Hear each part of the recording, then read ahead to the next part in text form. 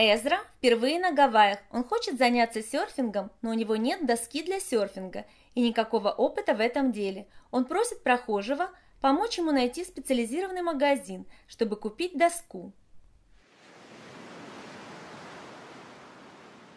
Excuse me, is there a surf shop nearby? There's one a few blocks away. How do I get there? Turn right at the intersection. Then keep going.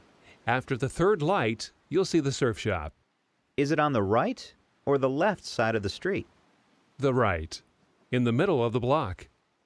Okay, thanks. А теперь слушайте и повторяйте. Excuse me, is there a surf shop nearby? There's one a few blocks away. How do I get there? Turn right at the intersection. Then keep going. After the third light, you'll see the surf shop. Is it on the right or the left side of the street? The right. In the middle of the block. Okay, thanks.